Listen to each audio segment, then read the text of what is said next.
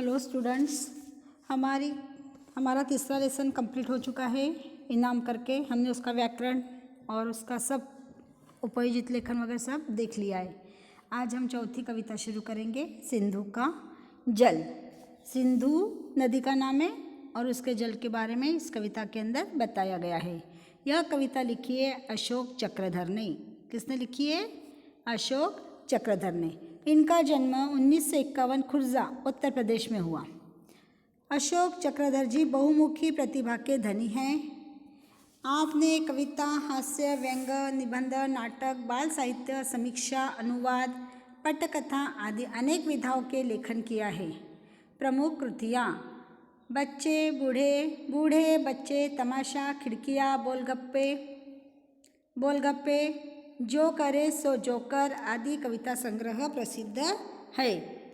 नई कविता: संवेदना के साथ मानव जीवन के परिवेश के संपूर्ण वैविध्य को नए शिल्प में अभिव्यक्त करने वाली काव्यधारा है। प्रस्तुत कविता के माध्यम से चक्रधर जी ने सभ्यता, संस्कृति, इंसानियत, सर्वधर्म समभाव, पर दुख कातरता आदि मानवीय गुणों पर दृष्टिक्षेप किया है। क्या कहा है उन्होंने? कि इस कविता के माध्यम से उन्होंने हमें यह बताया है कि यह कविता के अंदर कि मानवता, संस्कृति, सर्वधर्म समभाव, पर दुख कातरता आदि सारे जो मानवों के गुण हैं उसके ऊपर यह कविता उन्होंने प्रस्तुत की है। ठीक है, हम पहले कविता पढ़ लेंगे। सतत प्रवाहमान जीवन की पहचान, मैं गीली हलचल हूँ, मेरे स्वर में कलकल है, मैं जल हूँ, सिंधु यानी धरती पर सभ्यताओं का आदि बिंदु, मेरे ही किनारे पर संस्कृतियों ने ली सांस ली, मेरे ही तटों पर इंसानियत के यज्ञ हुए, गति कभी मंद ना हुई मेरी, गति में चंचल पर भावनाओं में अचल हूँ, मैं सिंधु नदी का पावन जल हूँ। मैं नहाने वालों से नहीं पूछता उनकी जात, उनका मजहब, उनका धर्म, मैं तो बस जानता हूँ जीवन का मर्म। वो लहरें वो सहसा उछलती है, सदा जिंदगी की ओर मचलती है, प्यास बुझाने से पहले मैं नहीं पूछता दोस्त है या दुश्मन, मैल हटाने से पहले मैं नहीं पूछता मुस्लिम है या हिंदुअन, मैं तो सबका हूँ और जी भर के जिए, जी भर के पिए। छोटी छोटी सांस्कृतिक नदियाँ दौड़ी दौड़ी आती हैं, मुझ में सभ्यताएँ समाती है, घुल मिल जाती है, लेकिन क्या बताऊँ और कैसे कहूँ, कभी कभी बहता हुआ आता है लहू, जब मेरे घाटों पर खनकती हैं तलवारें, गूंजती हैं टापे, गरजती है तोहफे, होते हैं धमाके और शहीद होते हैं रणबांकुरे बाके।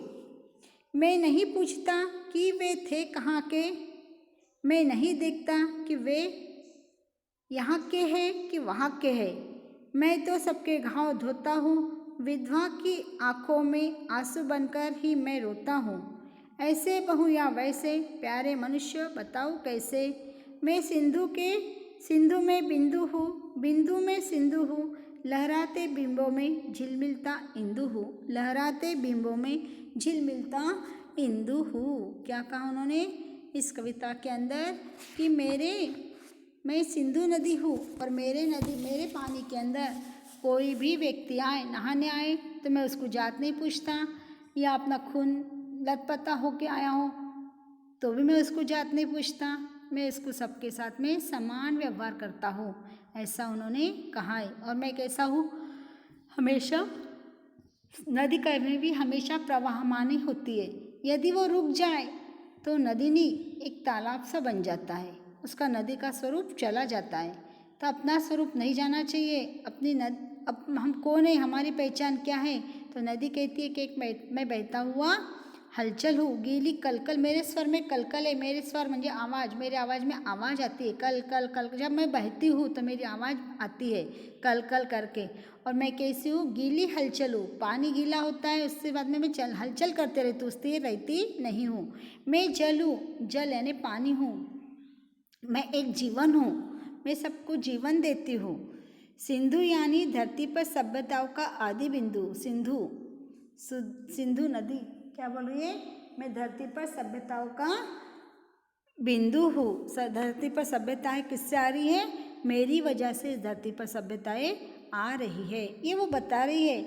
मेरे किनारे पर संस्कृति ने सांस ली, मेरे ही तटों पर इंसानियत के यज्ञ हुए, गति कभी मंद ना हुई मेरी, गति में चंचल पर भावना में अचल हूँ। गति कैसी मेरी? चंचल है, मैं कभी भी स्थिर नहीं रहती, लेकिन भावना मेरी कैसी है? अचल है, कभी भी मेरी भावना बदलती नहीं है। इस प्रकार से कविता का वो हमें अर्थ बता रहे हैं। हम अर्थ देखेंगे। गति प्रवाहमान होनी चाहिए, यदि गति रुक गई तो हमारी सारी तरक्की रुक जाती है। हम गति से कभी भी रुकना नहीं चाहिए, चलते रहो, कभी न कभी रास्ता मिल ही जाएगा, मंजिल मिल ही जाएगी। तो हम यदि रुक जाएंगे तो हमारी मंजिल पाना हमको मुश्किल हो जाएगा।